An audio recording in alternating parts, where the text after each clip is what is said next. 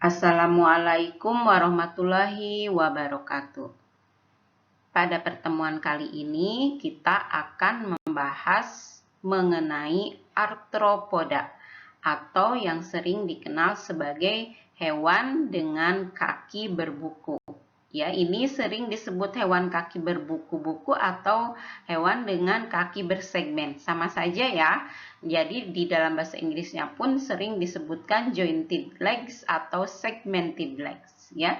Materi arthropoda ini akan disajikan dalam beberapa video, dan video kali ini kita akan membahas mengenai karakteristiknya. Sedangkan video lainnya akan membahas beberapa kelompok dari arthropoda yang utama. Kita mulai ya. Yang pertama akan kita bahas adalah karakteristik eksternal. Ya, nanti dengan melihat karakteristik eksternal kita bakal bisa melihat body plan dari kelompok arthropoda. Ada tiga ciri yang mendasar yang menjadi karakteristik utama dari kelompok arthropoda. Yang pertama adalah jointed legs, kemudian yang kedua segmented body, kemudian yang ketiga adalah external skeleton. Yang perlu diperhatikan ketika menyebutkan ketiga ciri ini. Ya, karena sering ketika ditanya apa itu arthropoda? Arthropoda adalah hewan berbuku-buku, bukan. Hewan bersegmen, bukan. Karena yang bersegmen itu Annelida juga bersegmen. Jadi kita harus menyebutkan secara spesifik bahwa arthropoda adalah hewan dengan kaki berbuku. Dan ketika kita menyebutkan ciri, ya, kaki berbuku-buku atau kaki bersegmen harus ditulis di nomor 1. Ya, jadi bukan simetrinya yang ditulis duluan, bukan badannya yang ditulis duluan, bukan body plan-nya yang ditulis duluan, ya, tapi jointed legs, ya, atau kaki bersegmen atau kaki berbuku. Barulah kemudian Anda boleh menuliskan segmented body dan external skeleton. Ini sebenarnya appendage seperti yang pernah dijelaskan di video di materi yang lain, bahwa ada beberapa penulis menuliskan bahwa appendage itu sebenarnya bukan kaki sejati, ya, tapi perpanjangan dari suatu struktur atau suatu jaringan yang digunakan untuk pergerakan. Itu disebut appendage, ya. Jadi kalau karena nanti itu kita akan menemukan kaki yang bukan berfungsi sebagai kaki jalan, ya. Jadi dalam kuliah ini kita bedakan ya. Jadi di sini yang ditulis bukan jointed appendage tapi jointed legs. Ya, nanti kita akan membahas appendage lainnya ketika membahas di kelompok-kelompok organisme yang spesifik ya di video berikutnya. Jadi ininya nanti diganti ya, jadi jointed legs. Nah, berbicara tentang kaki, seluruh kelompok arthropoda memiliki kaki yang berbuku-buku. Ya, ini lihat buku-buku kakinya. Ya, semuanya berbuku. Baik ini kelompok dari krustase, kelompok dari arachnida, myriapoda, dan insekta, semua kakinya memiliki buku. Ya, nanti mungkin buku-bukunya urutannya bukan urutan yang berbeda, panjangnya untuk setiap segmen itu akan berbeda-beda. Nah, kita akan lihat nanti di slide berikutnya. Tapi di sini yang ingin saya garis bawahi lagi adalah bahwa jumlah kaki yang ada di kelompok arthropoda itu paling sedikit 3 pasang, yaitu ada di kelompok insekta. Itu yang paling sedikit kakinya, 3 pasang kaki jalan, ya, kaki legs, ya, bukan appendage. Spider, arachnida itu ada 4 pasang, ya. Yang ini crab, ini decapoda, ya, dari kelompok decapoda. Decapoda artinya memiliki 10 kaki, maksudnya berarti 5 pasang kaki.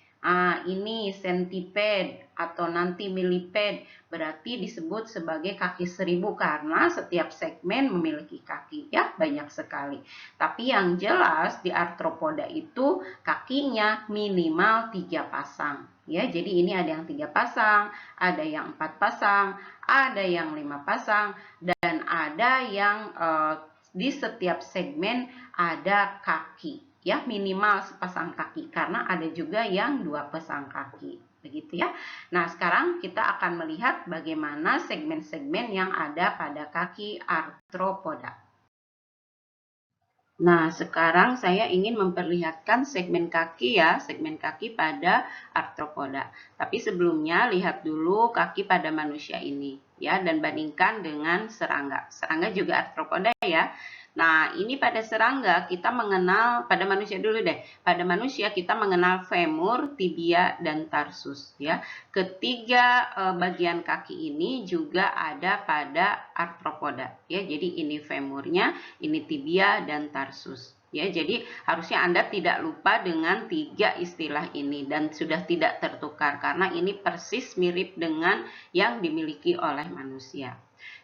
Sedangkan untuk lebih lengkapnya segmen kaki pada arthropoda dapat dilihat pada kaki arachnida ini, ya.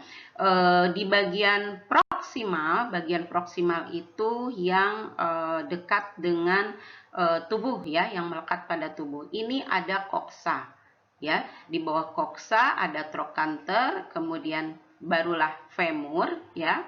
Kemudian patella, tibia, metatarsus, dan tarsus. Nah, jadi yang paling bagian distalnya adalah tarsus.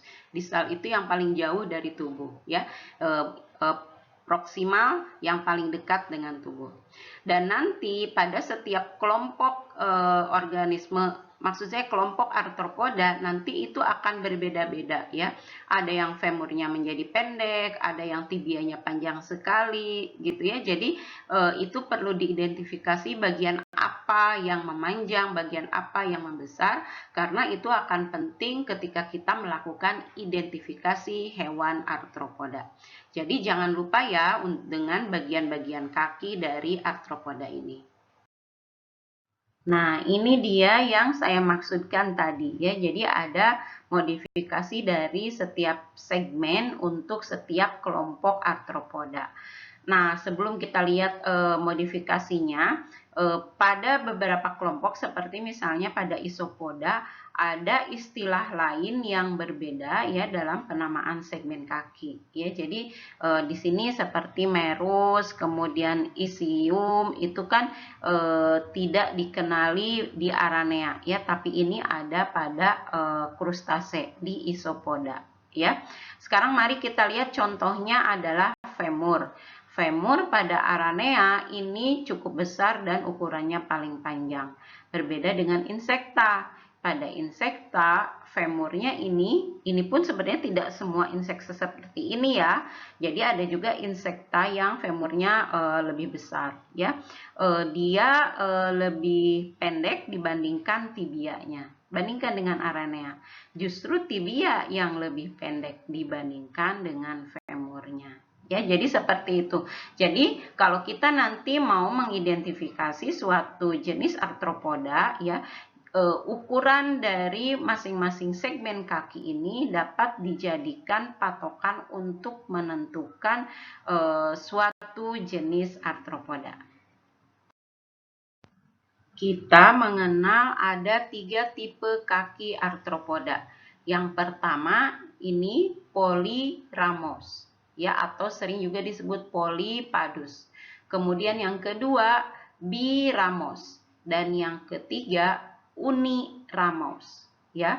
Nah, ketiga tipe kaki ini dibedakan berdasarkan adanya percabangan. Tapi percabangannya tidak melulu harus keluar dari bagian distal, ya. Distal itu yang jauh dari tubuh, ya. Bukan berarti harus yang jauh dari tubuhnya. Bisa juga di area basal seperti ini, ya. Tapi bukan berarti di area koksa. ya. Seperti ini misalnya untuk Polyramous ya, percabangannya itu ada pada bagian PRP atau proximal protopod ya. Bagian proximal protopod itu sebenarnya bagian koksa dan basis ya, dua segmen. Tapi percabangan itu nggak boleh keluar dari koksa ya. Jadi baru bisa dimulai itu percabangan kalau ada di basis ya. Jadi begitu ya, kita mengenal 3 tipe kaki arthropoda berdasarkan percabangannya. Yang pertama Polyramous berarti banyak sekali percabangannya, Biramos berarti percabangannya ada 2 ya, seperti yang ini percabangan di bagian distal, sedangkan ini percabangannya di bagian proksimal. Kemudian yang terakhir Uniramous ya. Jadi Anda tidak boleh menghitung ini sebagai percabangan. Kenapa? Karena percabangan yang ini ada menempelnya di koksa ya. Jadi tidak dikatakan sebagai percabangan. Perlu diketahui bahwa gambar yang Anda lihat di sini adalah gambar yang segmen kaki dari krustase ya. Jadi pada krustase kakinya betul-betul beragam ya. Jadi ada tiga-tiganya, ada yang Polyramous, ada yang Biramos dan Uniramos. Tapi bukan berarti ini tidak berlaku untuk arthropod lain ya, seperti Uniramous ya. Ini di sini terminologinya pemakai terminologi untuk krustase ya, segmen-segmen kakinya. Tapi Uniramous yang ini sebenarnya berlaku juga, istilah Uniramousnya berlaku juga dan dapat ditemukan pada insekta, spider atau arachnida dan pada myriapoda ya. Jadi mayoritas dari arthropod legs itu ya Uniramous gitu. Kita bisa menemukan Biramos dan Polyramous pada krustase. Kaki pada arthropoda bukan hanya digunakan untuk berjalan ya. Pada beberapa kelompok arthropoda kaki juga bisa digunakan misalnya untuk melompat, untuk menggali, untuk memotong, menangkap atau bahkan meletakkan telur ya. Jadi fungsinya itu dapat beragam pada setiap kelompok organisme yang ada di kelompok arthropoda. Sekarang kita akan beralih ke karakteristik eksternal yang berikutnya, yaitu tubuh bersegmen atau tubuh berbuku, sama saja ya.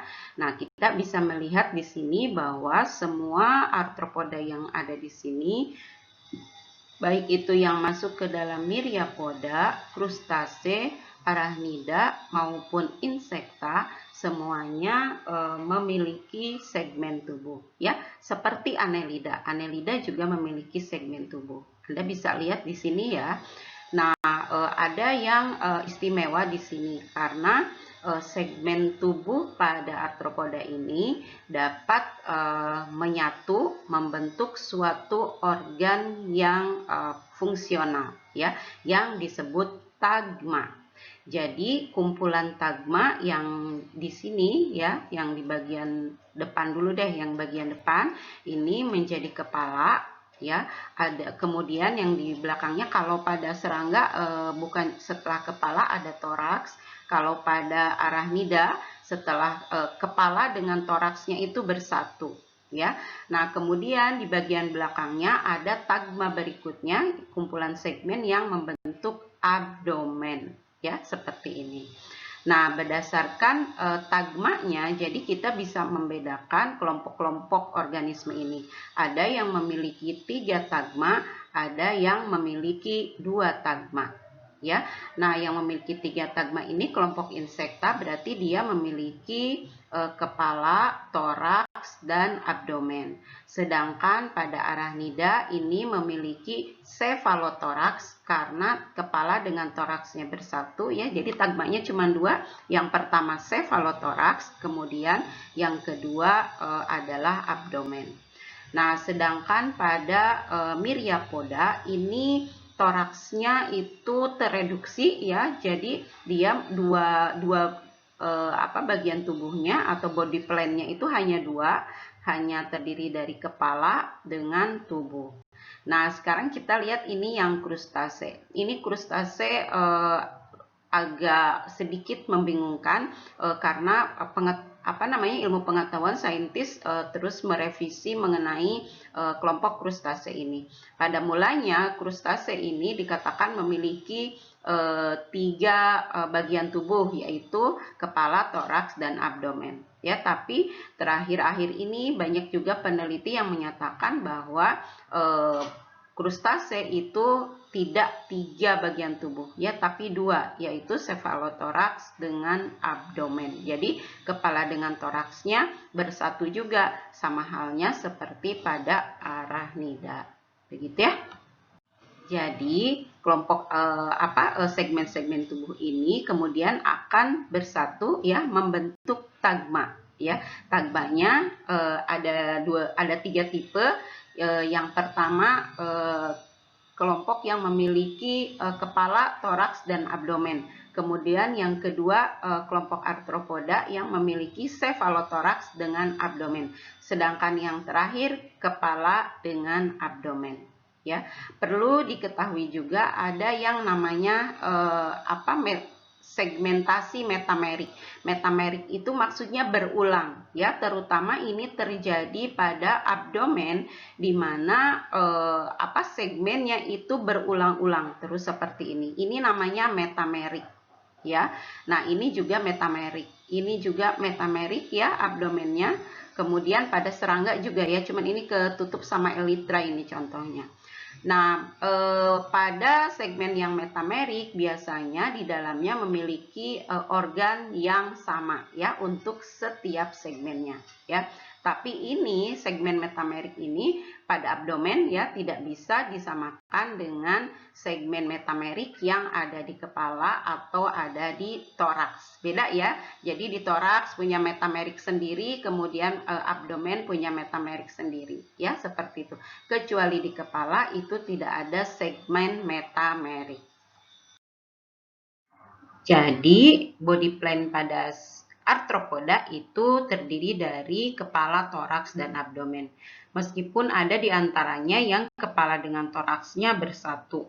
Bahkan ini pada centipede dikatakan toraks dan abdomen bersatu. Tapi ini penyatuan toraks dengan abdomen ini tidak jelas, ya, makanya banyak saintis, para ahli yang menyebut ini bukan sebagai abdomen ataupun toraks atau penyatuan toraks dan abdomen, ya, bukan itu, tapi hanya menyebutkan sebagai batang atau trunk, ya. Jadi cuma disebut trunk dan bukan abdomen maupun toraks. Jadi untuk Myriapoda ini body plan-nya terdiri dari kepala dan trunk. Cukup mudah untuk menentukan orientasi tubuh dari arthropoda, ya. Ini gampang sekali. Jadi bagian ventralnya ini jelas, ya. Ini ada panah ke bawah, ya. Ini di bagian perutnya, kemudian dorsal juga jelas, kemudian ini lateral tuh samping-sampingnya. Kemudian arterior itu pasti bagian kepala, posterior itu pasti bagian kaudal, ya, bagian yang paling ujung sekali. Cuman mungkin ini ditambah karena kakinya banyak, jadi ada bagian distal dan ada proksimal. Itu saja, lebih mudah, ya, daripada menentukan orientasi tubuh pada moluska, ya. Sekarang kita akan beralih ke external features yang ketiga, yaitu external skeleton, atau sering kita dengar sebagai exoskeleton. Skelet atau tulang yang berada di luar, ya, exoskeleton. Beberapa buku menuliskan bahwa exoskeleton ini merupakan suatu integumen, atau ada juga yang menyebutkan kutikula. Nah, yang menyebutkan integumen mengatakan bahwa exoskeleton itu terdiri dari kutikula dengan epidermis, ya, buku lainnya lagi menyebutkan bahwa bagian eksoskeleton itu ada dua, bagian yang mati yaitu kutikula dan bagian yang hidup yaitu integumen yang terdiri dari sel-sel epidermis, ya. Eksoskeleton tidak sama dengan cangkang pada moluska. Pertama, karena cangkang pada moluska itu bukan tempat melekatnya otot, ya. Sedangkan eksoskeleton pada arthropoda banyak sekali otot melekat pada kutikula, ya. Beda sekali ya. Nah, belum lagi pada pada cangkang moluska itu cangkang moluska itu membesar seiring dengan disekresikannya terus-menerus bahan cangkang oleh mantel, ya. Nah, tidak dengan eksoskeleton, tidak dengan kutikula, karena kutikula tidak membesar, ya. Jadi satu kali fit di badan sudah selesai. Kalau badannya udah membesar, berarti dia akan melepaskan skeletnya, akan melepaskan kutikulanya, dan kemudian diganti dengan kutikula yang baru, ya. Nah, kutikula ini memiliki lapisan sebenarnya yang utamanya adalah epikutikula, ini yang hitam ya, yang paling tipis. Kemudian prokutikula. Prokutikula terdiri dari dua lapis, yaitu eksokutikula dan endokutikula, ya. Nah, yang paling kuat yang merupakan barir yang mencegah arthropoda ini dari dehidrasi atau bahkan terendam banyak air, ini adalah epikutikula. Jadi epikutikula ini sangat kuat, tidak larut dalam air dan tidak dapat dicerna, ya. Seperti yang dikatakan sebelumnya, eksoskeleton itu berfungsi sebagai perlindungan baik dari predasi, patogen maupun dari dehidrasi dan kelebihan air, ya, dari rendaman air. Jadi kalau Anda mencelupkan semut cuman beberapa menit ke dalam air, itu tidak akan membuatnya mati ya, karena adanya eksoskeleton ini, ya. Kemudian yang kedua, fungsinya eksoskeleton adalah sebagai tempat melekatnya otot, ya. Nah, sekarang kita akan melihat lebih detail mengenai eksoskeleton bagian yang hidupnya ya, yaitu epidermis. Epidermis itu merupakan selapis sel uniseluler ya, yang fungsinya mensekresikan bahan kutikula, ya. Jadi kutikula itu disekresikan oleh epidermis. Kalau pada moluska, cangkang disekresikan oleh mantel, beda ya. Kemudian epidermis ini juga berfungsi bukan hanya menghasilkan kutikula, tapi juga ketika kutikula itu sudah terlalu kecil akan dicerna dan direabsorpsi oleh epidermis juga, ya. Jadi epidermis itu mensekresikan, nanti kalau nggak cukup dia juga yang menghancurkan kutikula lamanya. Kemudian yang terakhir, fungsi epidermis juga sebagai penyembuh luka. Bagian eksoskeleton yang tidak hidup itu dinamakan kutikula, ya. Kutikula itu tidak hidup dan disekresikannya oleh epidermis, ya. Ini ada 3 lapisan. Anda boleh menyebutkan 2 lapisan jika Anda menyebutkan endo dan eksokutikula ini sebagai prokutikula, ya, dan epikutikula. Ini epikutikula yang paling luar, sedangkan endokutikula yang paling dalam, yang menempel di epidermis. Endokutikula ini tidak berwarna, tapi dia paling tebal di antara lapisan kutikula yang lainnya. Dia terbuat dari kitin dan arthropodin, ya. Karena kehadiran arthropodin ini tidak menyebabkan kitin menjadi mengeras, ya. Jadi dia lebih fleksibel. Jadi bagian dari eksokutikula yang paling dalam itu sebenarnya dia fleksibel, ya, tidak kaku dan jadi lebih lembek dan lebih lembek.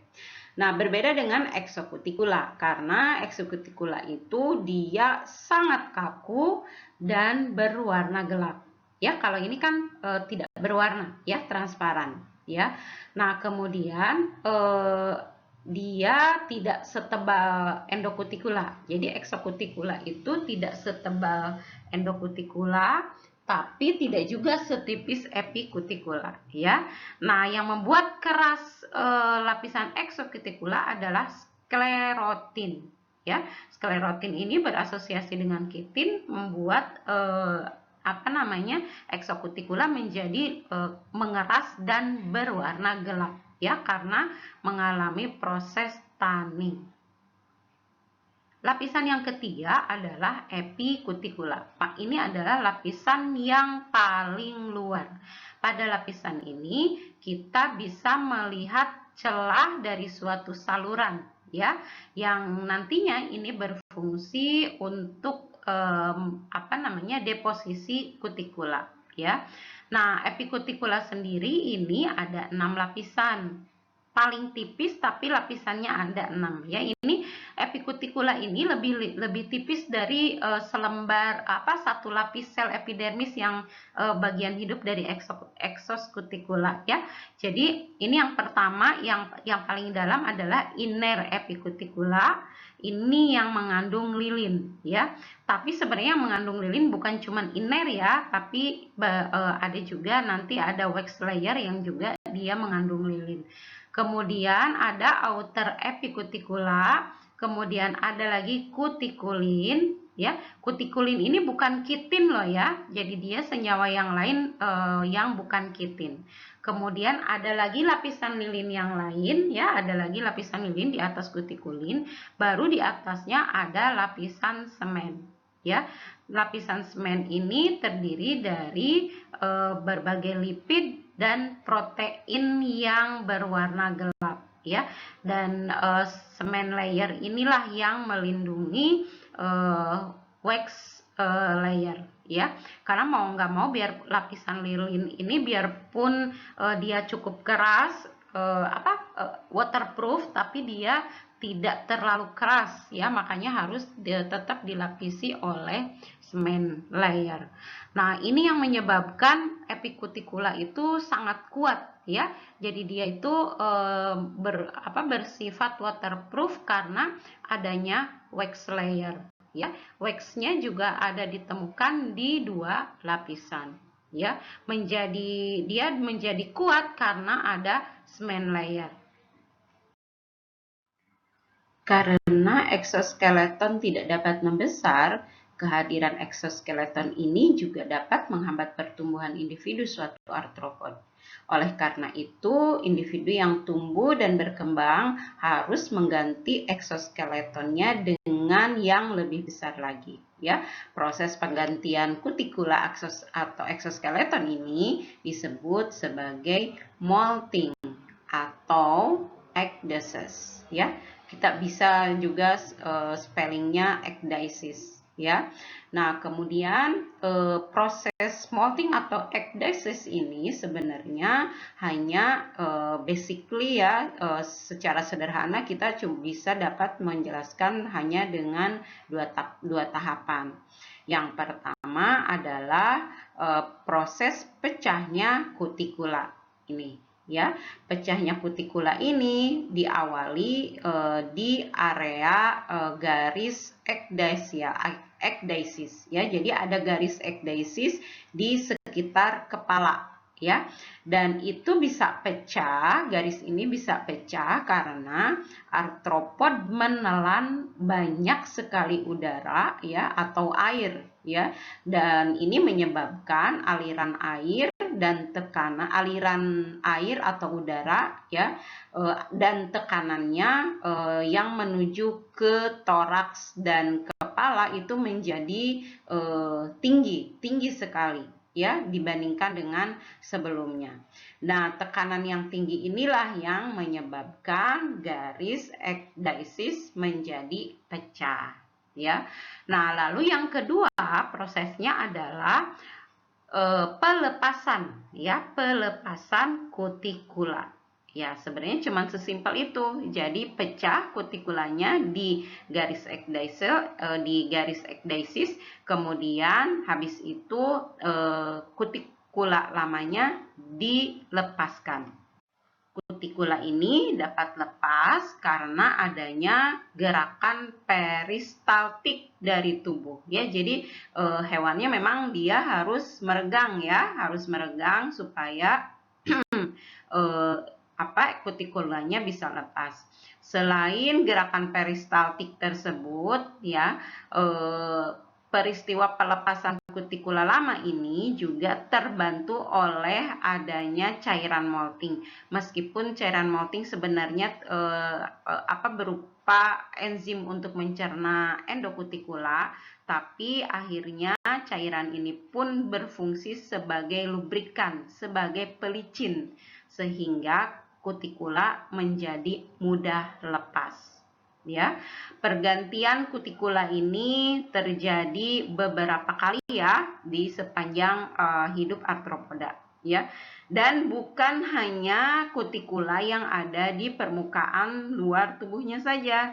Pergantian kutikula juga dapat terjadi di area lainnya seperti kaki, juga di bagian usus ya, yaitu usus depan dan usus belakang.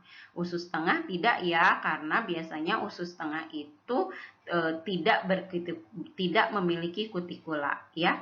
Nah, lalu selain di usus juga di trakea ya. Kalau trakea itu dia memiliki lapisan kutikula juga. Jadi semuanya ya, semua yang mengandung kutikula itu kutikulanya dilepaskan dimanapun adanya ya. Nah, sekarang kita akan melihat proses lebih detail dari sebelum dan sesudah moltingnya ya. Ketika tiba waktu untuk mengganti eksokutikula, juvenile dari suatu arthropod akan berhenti makan dan menjadi tidak aktif. Bahkan biasanya mereka mencari tempat yang tidak terlalu padat ya, dan menyendiri ya. Dan jadi sebenarnya di dalam kesendiriannya itu dia bukan berarti tidak melakukan apa-apa, karena di sini disebut tidak aktif ya. Sebenarnya di sana di tempat dia menyendiri itu dia menelan banyak udara ya. Kalau yang terestrial, kalau yang akuatik berarti menelan banyak sekali air ya.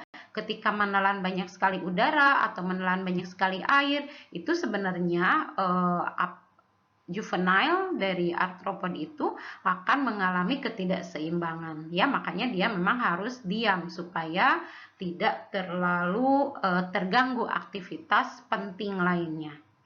Nah, setelah dia berdiam diri tadi, kemudian ternyata di situ ketika berdiam juga epidermisnya berubah. Berubahnya apa? Karena epidermisnya melakukan mitosis. Ya, jadi membelah supaya menjadi lebih banyak dan lebih besar selnya. Ya, nah ketika sel-sel epidermis ini bermitosis, ini akan menyebabkan tension juga, akan menyebabkan tekanan juga, yang membuat ikatan antara sel epidermis dengan kutikula menjadi lebih longgar, tapi belum terlepas ya. Baru setelah itu, setelah longgar, terjadilah proses pelepasan kutikula dari epidermis ya, yang disebut apolisis. Nah, setelah apolisis terjadi, berarti kutikula sama epidermis itu terpisah. Nah, itu akan terpisahkan oleh ruangan subkutikular. Jadi, ruang subkutikular ini terbentuk di antara epidermis dan kutikula lama, ya. Nah, kemudian epidermis akan mensekresikan cairan molting ke ruang subkutikular tadi, ya. Nah, di sini berarti pada saat ini belum ada kutikula lama, endokutikula lama yang dicerna, belum ada. Sementara itu epikutikula sudah terbentuk ya. Epikutikula sudah terbentuk. Siapa yang bikin? Epidermis ya, tetap epidermis juga. Jadi epikutikula dibentuk, habis setelah selesai lapisan epikutikula, dibangun pula lah prokutikula. Jadi ada suatu saat di mana hewan artropod ini punya dua kutikula ya, karena yang satu belum dilepaskan dan yang kedua belum terbentuk dengan sempurna. Nah, kalau epikutikula dan prokutikula yang baru sudah terbentuk, maka cairan molting akan aktif, ya, akan otomatis aktif. Dan cairan molting ini cairan molting itu berupa protein enzim ya, dan enzim ini dapat mencerna endokutikula, dan yang endokutikula yang sudah dicerna itu akan direabsorpsi ya, akan diserap lagi, diabsorpsi oleh epidermis. Ya, jadi endikutikula tidak dilepaskan loh ya, tapi dicerna dan diserap lagi oleh epidermis. Nah, jadi yang dilepaskan itu hanya eksokutikula dan epikutikula.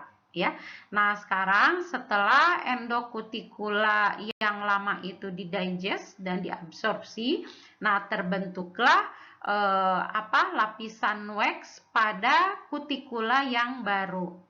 Ya, nah di sini juga sudah dapat dilihat sudah terbentuk, maksudnya sudah terbentuk saluran pori-pori saluran untuk mensekresikan lapisan lilin ya, cairan lilin. Lalu kemudian setelah terbentuk lapisan lilin, maka yang terakhir itu di epikutikula yang terbentuk adalah lapisan semen. Ya, jadi lapisan semen. Jadi Anda jangan salah ya ketika menjelaskan proses molting. Pertama kali memang epikutikula yang dibentuk oleh epidermis, epikutikula baru. Setelah itu baru prokutikula. Nah, kemudian cairan molting menjadi aktif dan mendigest endokutikula. Ya, dia mendigest endokutikula lama yang didigest kemudian diabsorpsi. Setelah diabsorpsi, pembentukan epikutikula dilanjutkan, yaitu pembuatan lapisan lilin dan pembuatan lapisan semen. Ya, ingat ya, ini ada 5 lapisan pada epikutikula. Nah, jadi pada saat ini kutikula lama masih ada, tapi hanya bagian eksokutikula dan epikutikula ya. Sedangkan kutikula baru itu sudah lengkap lapisannya ya. Nah, lalu kemudian setelah lapisan semen dari epikutikula baru terbentuk, barulah terjadi ekdiosis ya, atau molting, yang tadi sudah dijelaskan di awal bahwa terjadinya pecahnya kutikula yang lama dan dilepaskannya kutikula lama. Nah, sekarang berarti yang kutikulanya yang lama sudah tidak ada, jadi tinggal kutikula baru saja yang ada. Tadi kan prokutikulanya sudah dibentuk. Nah, tapi untuk yang eksokutikula, ingat ya, eksokutikula itu bagian yang keras. Ya, Anda pasti masih ingat karena dia kitinnya berasosiasi dengan skleretin. Ya, sklerotin maksud saya. Nah, disinilah setelah ini terjadi molting, terjadilah sklerotisasi, ya, pengerasan dan tanning, ya, yang membuat warna eksokutikula menjadi lebih gelap dan eksokutikula ini menjadi kaku, menjadi mengeras, ya. Nah, yang terakhir ini adalah pembentukan pembentukan endokutikula. Tapi bukan berarti membentuk endokutikula dari nol ya, karena tadi sudah dibentuk ya. Di sini ditebalkan endokutikulanya. Ya, ingat tadi endokutikula itu adalah lapisan yang paling tebal dari kutikula. Ya, jadi ini terus disekresikan sampai disekresikan oleh epidermis sampai ketebalan yang seharusnya. Nah, ini bagannya ya. Tadi sebenarnya Anda sudah melihat bagian ini. Nah, ini adalah epi, ekso, dan endokutikula yang lama. Dan kemudian ini epidermis dengan kelenjarnya. Ya, ketika berdiam diri, ingat tadi berdiam diri itu juvenile. Juvenile itu artinya yang muda ya, yang kalau pada serangga tahapan larvanya ya. Nah, ini epidermis membelah menjadi lebih banyak dan lebih besar nanti selnya. Lalu kemudian kelenjarnya juga sudah lebih banyak mengandung enzim ya. Nah, membelahnya epidermis telah menyebabkan ikatan antara epidermis dengan endokutikula menjadi renggang dan pada akhirnya terlepas terjadi proses apolisis dan terbentuklah ruang subkutikular. Nah, setelah ada ruang subkutikular terbentuk terbentuk epikutikula baru ya, baru epikutikulanya ini. Dan sekresi cairan molting, belum aktif cairan moltingnya. Ya, setelah terbentuk prokutikula meskipun masih tipis, barulah cairan molting aktif dan menyerap mendigest ya, dicerna cairan endokutikula rama dicerna oleh cairan molting ya. Nah, ini selanjutnya Anda sudah tahu ya tadi. Jadi setelah ini diserap, kemudian ini yang kutikula lamanya dilepaskan ya. Ini belum dilepaskan tapi ini berarti akan dilepaskan dan ininya semakin tebal ya. Ini kemudian semakin tebal dan pada akhirnya ini dilepaskan ya. Begitu. Pada dasarnya proses molting dikendalikan oleh dua jenis hormon, yaitu ecdysone dan juvenile hormone. Tapi perannya berbeda sekali ya. Mari kita lihat yang ecdysone dulu.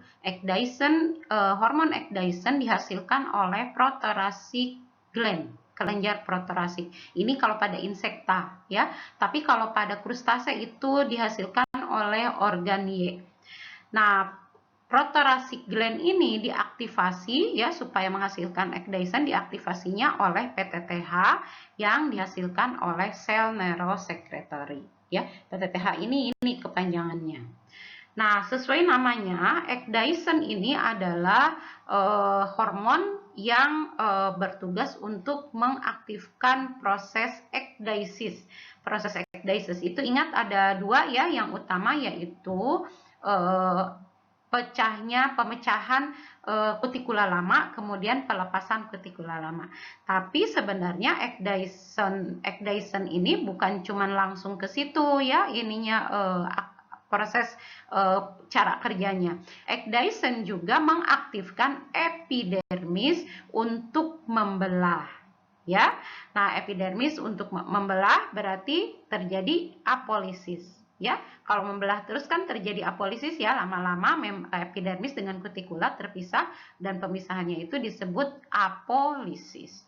Nah, sekarang apa fungsi kehadiran juvenile hormone? Di dalam darah organisme yang masih juvenile, arthropod yang masih juvenile, ini biasanya hormon juvenilenya jumlahnya titernya, konsentrasinya sangat tinggi ya. Nah, jika molting terjadi sementara juvenile hormonnya juga masih tinggi konsentrasinya, maka juvenile akan berubah menjadi juvenile tapi ukurannya lebih besar ya. Nanti kalau masih tinggi lagi, molting lagi, ya masih juvenile lagi. Kalau hormon juvenilenya masih tinggi, ya tetap aja menjadi juvenile. Biar sampai 10 kali perpindahan ya. Yang jelas nanti ini larvanya akan menjadi lebih besar, lebih besar, lebih besar ya. Seperti di sini contohnya. Jadi terjadi apolisis karena hormon juvenilenya masih tinggi ya, maka setelah terjadinya molting masuk lagi ke larva lagi, tapi larvanya menjadi instar ketiga, jadi badannya lebih besar ya. Tahapan larva itu ada disebutnya instar 2, instar 3, insar 4 misalnya seperti itu. Dan ini tergantung spesiesnya ya. Ada yang sampai insar 4, ada yang sampai insar 5, ada yang sampai insar 6. Dan kita juga bisa melakukan modifikasi. Misalnya pada ulat sutra kita ingin kepompongnya besar, ya sudah tambah saja lagi instarnya ya, tahapan instarnya, dilamakan lagi tahapan juvenilnya supaya nanti pupanya lebih besar. Nah, tapi ketika hormon juvenile sudah mulai turun, jumlahnya turun, maka setelah molting, larva ini akan menjadi pupa. Ya, nah setelah ini kan di sini terjadi perubahan yang cukup dramatis. Sementara pupa itu kan diam sekali ya, tidak pergerakannya sangat-sangat terbatas dan tidak makan juga ya, tidak beraktivitas. Nah, terus kalau juvenilnya, pastinya juvenilnya akan drop habis ya, dan akan emerge, akan muncul menjadi hewan arthropod dewasa. Begitu ya. Jadi kalau juvenilnya masih tinggi, ya setelah molting tetap menjadi larva. Nih kalau pada insekta ya, larva, molting jadi larva lagi, molting lagi jadi larva lagi selama juvenile hormonnya masih tinggi. Tapi larvanya memang makin membesar ya. Baru berubah menjadi ke tahapan berikutnya jika hormon juvenilnya sudah turun ya. Nah, proses perubahan bentuk ini ya, perubahan bentuk-bentuk ini dari sangat kecil pertumbuhannya ya, pertumbuhan dan perubahan perkembangan dengan perubahan bentuk ini disebut namanya metamorfosis.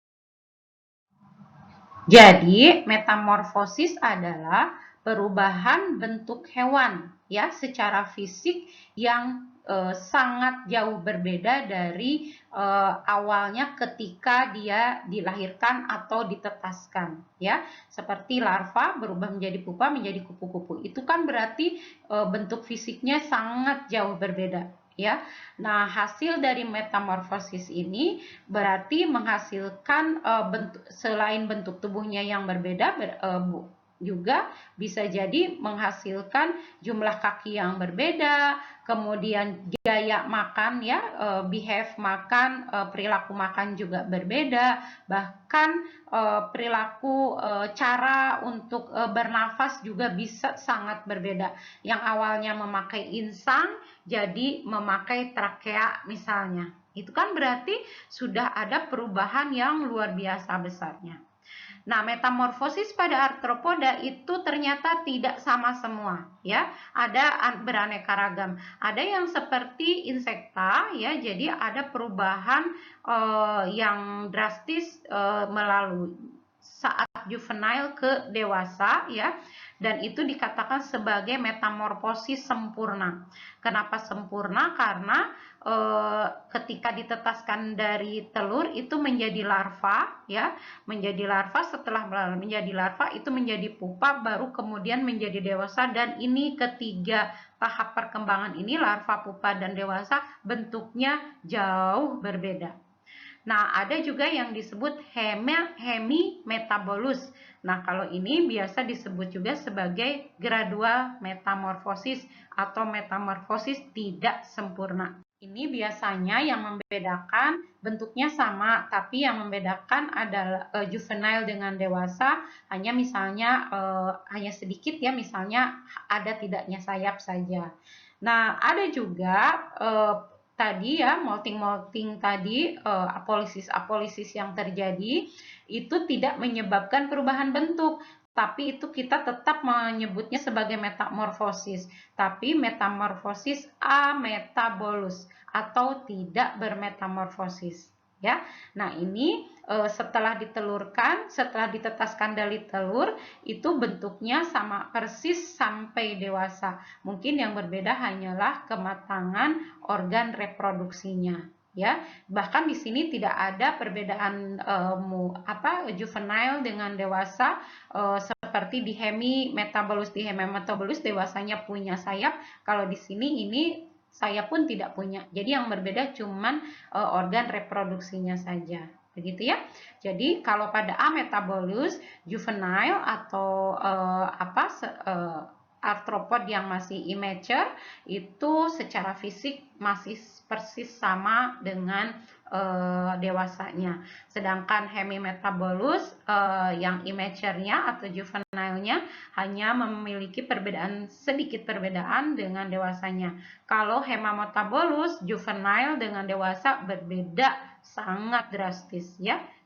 Bahkan perilakunya saja bisa berbeda. Ini dia ilustrasinya ya, untuk metamorfosis yang sempurna, kemudian yang gradual. Nah, ini yang gradual itu juvenile-nya atau immature-nya dibandingkan dengan yang dewasa. Yang dewasa ada sayap, sedangkan yang immature ya tidak ada sayap. Nah, kalau ini yang sempurna nih, yang sudah dibahas tadi. Kemudian ini yang tidak ametabolus. Ya, tidak terjadi perubahan bentuk. Walaupun tidak terjadi perubahan bentuk atau hanya sedikit ada perubahan, tetap ya hormon yang berlaku di sini adalah hormon ecdysone dan hormon juvenile. Iya, itu tadi external features dari arthropoda. Sekarang kita beralih ke yang internalnya ya. Nah, yang pertama kali kita akan membahas mengenai hemosol. Hemosol ini seperti halnya juga pada moluska, ditemui juga pada moluska ya, jadi berupa rongga yang mengandung cairan. Ya, kalau mengandung cairan, cairannya itu adalah cairan plasma darah yang disebut sebagai hemolimf. Ya, hemolimf ini jadi terdiri dari cairan darah, plasma darah, dan sel-sel darah. Ya, kalau membicarakan hemosol, kita tidak akan lepas membicarakan sirkulasi ya. Jadi dalam pembahasan ini bukan hanya akan dibahas hemosol, tapi juga sirkulasi. Nah, di dalam tubuh arthropoda bukan berarti tidak ada selom. Ya, selomnya sebenarnya ada, tapi sangat tereduksi dengan sangat kecil, bahkan dibandingkan dengan pada moluska, selom pada arthropoda proporsinya sangat kecil sekali, hanya ada di organ reproduksi saja.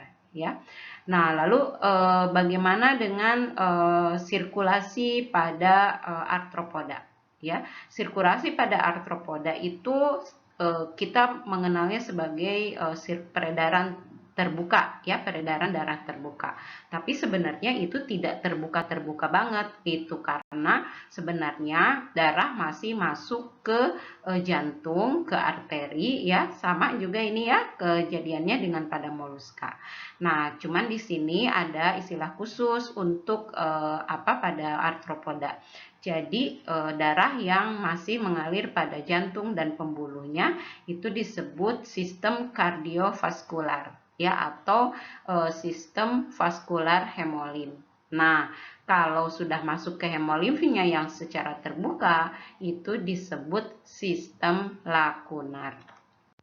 Jadi darah itu dipompakan dari jantung ke arteri ya. Kemudian dari arteri dikeluarkan ke hemolimf dan darah akan menuju ke seluruh organ yang membutuhkan ya di dalam hemolimfnya, karena seluruh organ yang ada pada hemosol itu semuanya terendam dengan hemosol. Jadi semuanya akan dapat dilalui oleh hemolimf yang mengandung nutrisi. Ya, jadi hemolimf pada arthropoda itu ada yang membawa oksigen, ada yang tidak. Ya, pada insekta itu hemolimfnya tidak membawa oksigen, sedangkan pada kelompok yang lain, pada laba-laba juga, kelompok laba-laba ya, kelompok arachnida juga tidak membawa oksigen, tapi kalau pada krustase itu masih membawa oksigen. Oh maaf, maksudnya kalau insekta hemolimfnya tidak mengikat oksigen, sedangkan arachnida dengan krustasea oksigennya dibawa oleh darah ya, dibawa oleh hemolimfnya. Ini adalah gambaran dari sistem sirkulasi yang ada pada arachnida ya, yang ini arachnida, kemudian di krustase dan yang terakhir insekta ya, yang ini. Jadi kalau pada krustase dan arachnida, perhatikan ini organ sistem respirasinya ya, yang warna biru muda yang ini. Jadi paru-paru buku pada arachnida ini yang membawa oksigen ya, dan oksigennya itu akan berdifusi masuk ke dalam jantung ya, ke area jantung ini, dan dari jantung itu berarti masuk ke dalam darah dan dipompakan dari aorta ini masuk dikeluarkan ke hemolimf. Sama untuk yang krustase juga seperti itu. Jadi darah yang dibawa melalui gills atau insang ya, terdifusi masuk ke dalam peredaran darah. Ya, jadi pada akhirnya darah ini akan dilepaskan ke hemolimf ya, bersatu dengan nutrisi yang lainnya. Hal berbeda kalau pada ini insekta ya. Makanya di sini tidak digambarkan sistem respirasinya. Kita akan membahas sistem respirasi untuk insekta nanti di pembahasan khusus mengenai kelompok hexapoda ya. Nah, tapi di sini bisa dilihat bahwa ini adalah jantung ya, dan di jantung ini ada bagian-bagian seperti ostium. Ostium itu kalau banyak kalau satu ya, tapi ini banyak ya, jadi ini yang lubang-lubang ini ostia. Jadi yang unik dari jantung pada insekta ini, dia ada ostianya ya, jadi ostia di sepanjang jantung ya. Berikut ini adalah fungsi dari sistem sirkulasi pada arthropoda ya. Jadi sirkulasi pada arthropoda fungsinya dapat dikelompokkan menjadi 4 ya, yaitu homeostasis, transport, hydraulics ya, dan protection. Nah, transport. Nah, kita mulai dari sini ya, yang transport. Nah, di sini transportnya respiratory gas ya. Ini kecuali terjadi pada serangga ya, pada insekta ini tidak terjadi.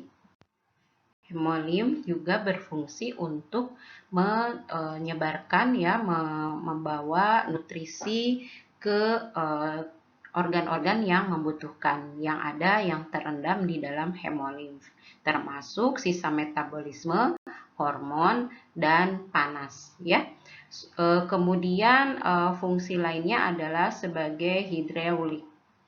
Seperti namanya, ini berhubungan dengan tekanan air ya, tekanan air di dalam hemolimf ya, di dalam hemosol ya.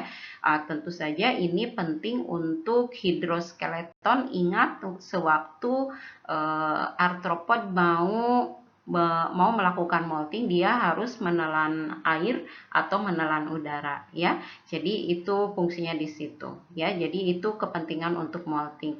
Nah, tapi tidak itu saja, ini termasuk juga tekanan yang ada di dalam hemolimf ini juga berfungsi untuk ketika pembentukan sayap. Maksudnya ketika sayap baru direntangkan setelah arthropod baru keluar dari pupa ya, baru emerge dari pupa. Kemudian pergerakan kaki ya, termasuk kaki palsu ini, terutama kaki palsu ini yang berdasarkan gerak hidraulik dan ventilasi trakea. Nah, kemudian karena dia darah ya, pasti fungsinya sebagai proteksi, dan darah pada serangga itu memiliki kemampuan sama ya seperti punya manusia. Darah pada manusia mampu melakukan respon imun, baik yang respon imun adaptif ya, maupun Oh, maksud saya innate imun ya, bukan adaptif. Adaptif imun tidak dimiliki, tidak hemolimf pada arthropoda tidak mempunyai kemampuan untuk melakukan adaptif imun, tapi kalau innate imun dia bisa ya. Nanti Anda belajar perbedaan adaptif dengan innate imun mungkin di imunologi ya. Nah, atau di fisiologi hewan ya.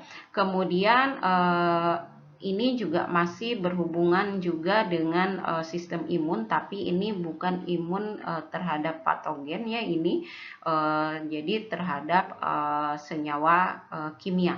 Nah, sedangkan ini fagositosis, enkapsulasi ini proses dari innate imun ya, yang berupa seluler ya, seluler imun respon yang jadi innate imun itu salah satunya ada yang mekanismenya, ada yang seluler, ada yang humoral. Nah, fagositosis dengan enkapsulasi merupakan di antara dari respon imun seluler. Nah, kemudian ada juga yang fungsi dari hemolimf ini untuk penyembuhan luka. Nah, penyembuhan luka ini biasanya memakai imun humoral ya. Nah, sekarang ke sini ke homeostasis. Yang paling penting dari homeostasis adalah stabilitas suhu. Ya, kalau kita membicarakan homeostasis, yang paling penting adalah stabilitas suhu. Jadi suhu suhu arthropoda itu harus berada dalam keadaan stabil, dan untuk menstabilkannya itu salah satunya dengan menjaga metabolisme ya, dan menjaga ketersediaan air di dalam tubuh, metabolisme dan ketersediaan air dalam tubuh. Sedangkan yang lainnya itu nantinya mengikuti ya, seperti molekul storage ya, mau nggak mau kalau ada air disimpan berarti ada molekul juga yang disimpan, begitu ya. Tapi yang penting dari homeostasis ini adalah mempertahankan suhu tubuh arthropoda. Sekarang kita beralih ke sistem pencernaan. Sebelum melihat lebih detail tentang sistem pencernaannya, ada baiknya kita tahu organnya dulu ya. Organ utamanya adalah usus. Usus itu memanjang dari setelah mulut di bagian anterior sampai ke anus di bagian posterior. Jadi sepanjang itu ya, arthropoda memiliki organ usus ya. Nah, organ usus ini pada arthropoda dibagi 3 bagian, yaitu foregut, usus depan, midgut, usus tengah, dan hindgut, usus belakang. Anda juga boleh menyebutkan dengan nama stomodeum, mesenteron, dan proctodeum. Ya, yang berbeda dari contoh yang dituliskan di sini adalah pada insekta, enzim pencernaan dihasilkan oleh epitel midgut ya. Midgut, perlu diketahui dulu, midgut itu tidak dilapisi kutikula, sedangkan foregut dan hindgut baik pada insekta hampir semua arthropoda ya, foregut dan hindgutnya dilapisi oleh kutikula, sedangkan midgutnya tidak dilapisi oleh kutikula. Pada insekta, enzim-enzim pencernaan ini disekresikan oleh epitel midgut. Epitel midgut juga di sini mensekresikan suatu lapisan, membentuk lapisan yang disebut membran peritrofik ya. Nah, membran peritrofik ini fungsinya melindungi epitel ya, karena epitel tempat dihasilkannya enzim-enzim, jadi harus dilindungi ya. Karena kalau di midgut di foregut dengan hindgut kan sudah dilindungi oleh kutikula, kalau di sini dilindunginya oleh membran peritrofik. Hal berbeda dengan krustase. Pada krustase seperti pada moluska, enzim pencernaan dihasilkan oleh satu kelenjar yang disebut hepatopankreas. Ya, dan ini adalah kelenjar utama untuk enzim-enzim yang terlibat dalam sistem pencernaan krustase. Sebenarnya modifikasi usus pada arthropoda itu sangat banyak karena ini tergantung dari mode dari cara makannya ya, habit dari makannya. Ada yang memakan daging atau disebut karnivor, herbivor, ada juga pemakan detritus. Itu berarti memiliki sistem atau sistem pencernaan yang berbeda, enzim-enzimnya juga berbeda ya. Jadi nanti kita bahas sedikit secara khusus pada masing-masing subkelasnya ya. Maksud saya masing-masing subfilum. Nanti kita bahas sedikit. Sekarang sistem syaraf ya. Sistem syaraf pada arthropoda itu terbagi menjadi 3 sistem. Yang pertama CNS ya, Central Nervous System atau otak ya.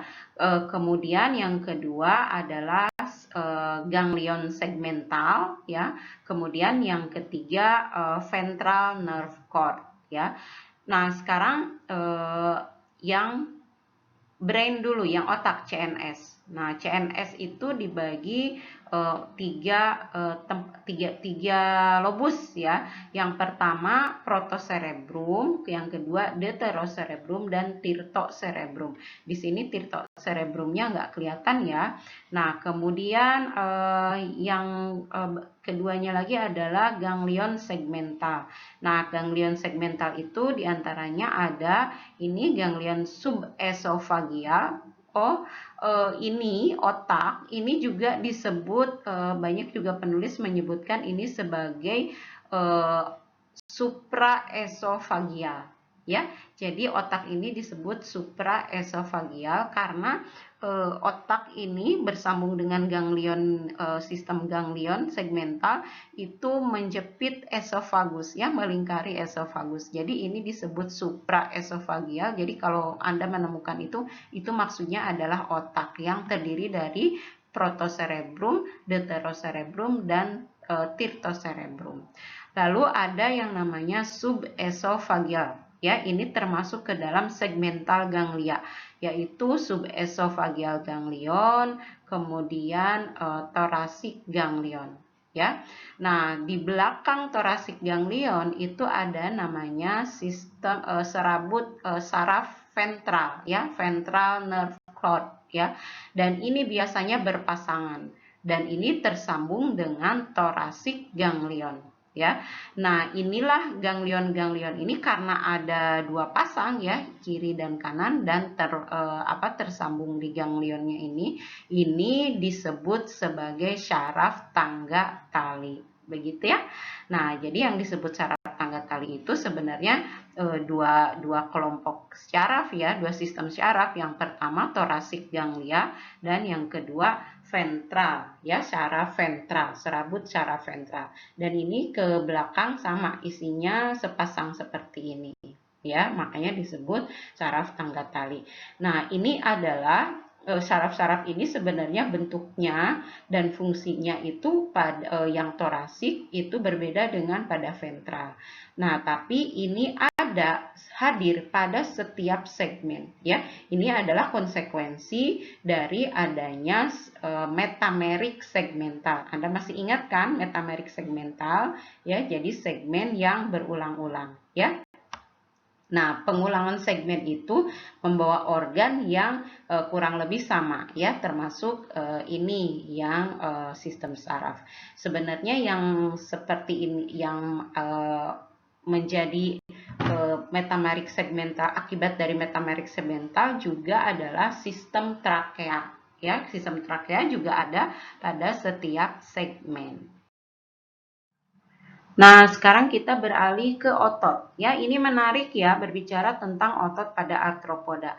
Karena arthropoda merupakan satu-satunya dari kelompok invertebrata yang seluruh tubuhnya terdiri dari otot lurik. Otot lurik itu dapat berkontraksi jauh lebih cepat daripada otot polos. Ya, jadi wajar kalau Anda mengejar lalat Anda kalah ya. Keunikan lainnya adalah satu sel syaraf atau zinc satu neuron itu mensyarafi, maksudnya mensyarafi banyak serabut otot. Ya, contohnya ini adalah satu serabut otot, kedua, ketiga, keempat. Ya, yang digambarkan di sini 4 serabut otot.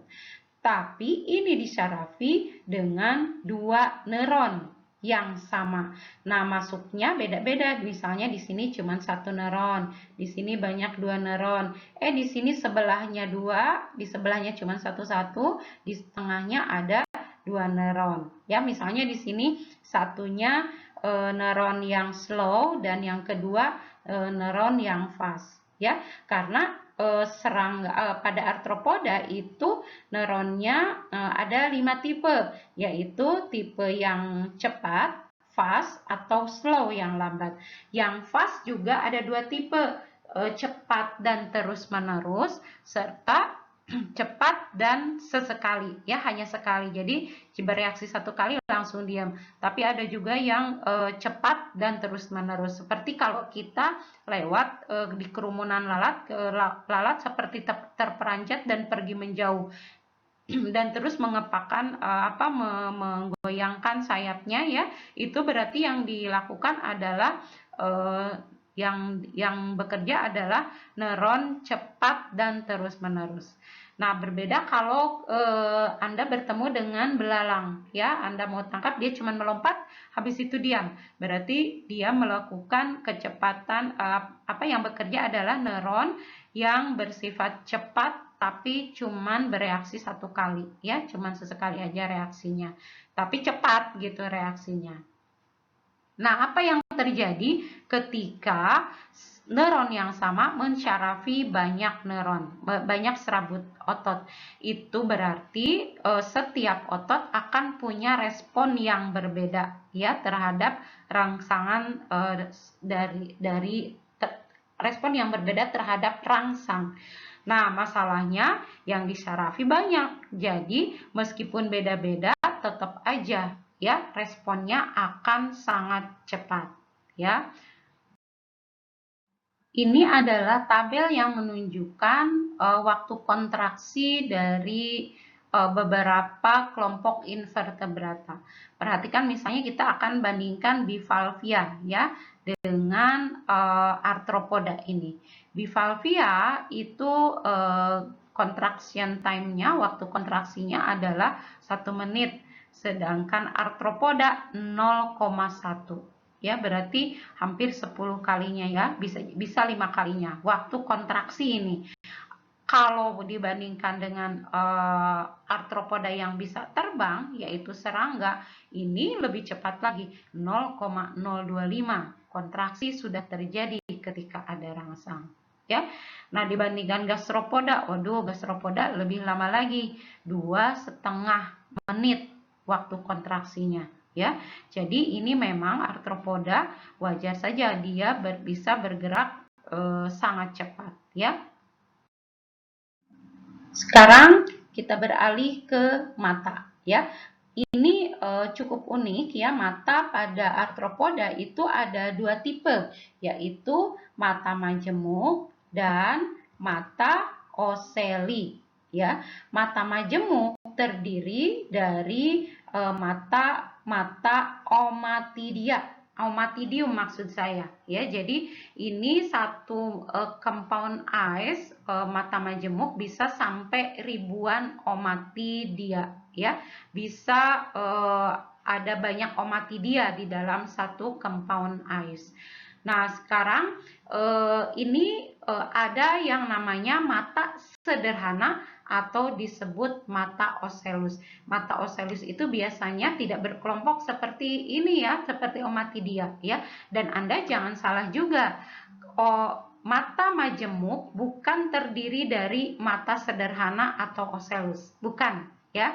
Jadi ini mata ocellus tidak ada hubungannya dengan mata majemuk. Mata majemuk itu disusun oleh banyak omatidium, ya. Sedangkan mata ocellus dia berdiri sendiri, ya. Biarpun mata sederhana, dia tetap menjalankan fungsinya sendiri-sendiri ya, satu mata satu mata. Kalau compound eyes rame-rame ya, begitu. Nah, mata majemuk itu merupakan ciri khas dari arthropoda.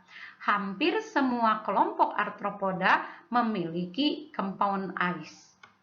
Tetapi tidak semua arthropoda memiliki ocellus. Ya, ini tidak bisa juga dibeda-bedakan kelompok mana yang punya ocellus karena serangga ada yang punya ocellus, ada yang tidak. Demikian juga arachnida ada yang punya ocellus, ada yang tidak. Ya, jadi yang jelas pasti punya compound eyes, belum tentu punya ocellus. Begitu ya. Nah, kemudian seperti yang dikatakan sebelumnya, compound eyes itu terdiri dari omatidium. Ya, omatidium ini merupakan satu mata ya, satu mata tunggalnya disebut omatidium. Omatidium terdiri dari yang pertama lensanya, kemudian yang kedua reseptor sel ya, sel reseptor. Sel reseptor ini disebut sel retinula ya. Sedangkan permukaannya ini yang terlipat-lipat, permukaan dari sel reseptor atau retinula disebut sebagai rebdom. Jadi, kalau ada cahaya masuk melalui lensa, maka cahaya tersebut akan diterima oleh rebdom ya. Ingat, rebdom ini bagian dari sel reseptor ya, bukan organ yang lain, bukan, tapi bagian dari sel reseptor atau sel retinula. Nah, keunikan dari mata majemuk ini ya, ini kan ada banyak matanya. Satu mata itu tidak bisa memvisualkan satu objek bayangan. Oh, sebelumnya harus Anda ketahui dulu bahwa omatidium itu tidak bisa membentuk dia bisa membentuk bayangan, tapi dia tidak bisa membentuk objek ya. Kalau mata manusia ya itu kamera light istilahnya. Jadi apa yang dilihat ya, seperti itulah bentuknya. Kalau compound eyes atau omatidium itu tidak seperti itu. Omatidium itu pertama di omatidium yang satu dengan omatidium yang lainnya itu berbeda penerimaannya terhadap suatu objek ya. Jadi kalau Anda pergi ke toko televisi, semua televisinya menyala, masing-masing televisi itu menampilkan gambar utuh yang sama, tidak pada omatidium ya. Omatidium kalau misalnya bayangan ini sedang mata ini sedang memperhatikan Anda, kemudian di sebelah kiri Anda memegang sebelah kiri di tangan Anda itu ada di pundak Anda lah, pundak kanan Anda, kemudian sebelah kanan di pojokan kanan ini saya ambil beberapa omatidia, maka gambaran Anda itu tidak akan utuh lagi ya. Jadi tangan Anda tidak terlihat lagi. Karena setiap omatidium itu menggambarkan hanya sebagian dari objek yang dilihat. Itu pun bukan objeknya yang terlihat, tapi hanya gradasi warna berupa mozaik. Ya, bayangan mozaik ini penting untuk pada setiap omatidium untuk melihat gerakan-gerakan yang dilihat oleh arthropoda. Keuntungannya adalah jarak pandangnya ini menjadi lebih luas ya. Jadi dari jauh pun mereka ketika kita bergerak, compound eyes sudah bisa melihat ada gerakan karena yang terlihat oleh mata majemuk ini adalah bentuk mozaiknya. Berarti ada warna-warna yang bergoyang biarpun masih jauh bendanya ya. Jadi kelompok arthropoda itu mereka sudah ready, oh ada bayangan sedang mendekat misalnya seperti itu ya. Hal berbeda terjadi pada ocellus. Meskipun sama-sama punya sel retinula atau sel reseptor dengan rebdomnya ya, dengan pigmen dengan sel pigmen, tapi mata ocellus tidak membentuk bayangan mozaik ya, tidak ada bentuk bayangan sama sekali. Yang dia lihat adalah hanya ada gerakan saja ya. Jadi ini meskipun ada lensa, ada sel retinula, ada rebdum, itu tetap tidak ada bayangan ya. Jadi bayangannya tidak terbentuk. Oh ya, perbedaan dari lensa yang ada pada Ommatidium dengan lensa pada Ocellus adalah kalau Ocellus lensanya lensa kornea ya yang berbentuk cembung, sedangkan lensa pada Ommatidium itu lensa yang seperti kon ya, seperti corong ya. Jadi apa namanya? Lensanya berbentuk kon. Kristalin kon ini ya yang segitiga. Sekarang kita sampai di bagian terakhir dari video ini ya, yaitu klasifikasi arthropoda ya. Sama seperti di pertemuan sebelumnya di moluska, klasifikasi pada arthropoda juga sering berubah-ubah ya, karena pengelompokan itu sering berdasarkan beberapa kategori ya. Di antaranya di sini misalnya berdasarkan tagma body regions ya, tagmanya ada berapa, ada 2 kah, ada 3, atau duanya apa saja, kepala dengan badan atau sefalotorak dengan abdomen, ataukah sefal dengan trunk ya, beda ya. Kemudian jumlah kaki juga bisa dijadikan tolak ukur. Kemudian sebenarnya ada yang belum yang tidak dibahas di sini, kehadiran mandibulata ya. Kalau mau lebih spesifik, lebih mengerucut lagi, antena juga bisa dijadikan sebagai alat untuk mengelompokkan ya.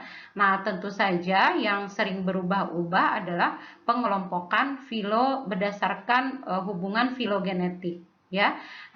Karena banyaknya kelompok-kelompok ini ya, kita hanya akan membahas 4 kelompok ini ya. Nah, bahkan sebenarnya seperti krustase, pada beberapa buku krustase ini masuk di bawah mandibulata ya. Di sini tidak dituliskan mandibulata. Jadi subfilumnya, filum arthropoda itu dibagi menjadi filum mandibulata dan selicerata. Lalu kemudian ada yang menuliskan mandibulata, selicerata, dan krustase. Begitu ya. Nah, jadi begitu subfilumnya. Tapi sekarang ada lagi yang menuliskan subfilumnya seperti ini: selicerata, krustase, myriapod, dan hexapod. Ya, jadi beda lagi. Kita tidak akan membahas trilobita dan pycnogonida ya, itu kita lewati. Kita akan fokus di organisme yang sering kita temukan ya. Demikian video kali ini, kita masih akan belajar tentang arthropoda ya untuk beberapa subfilumnya.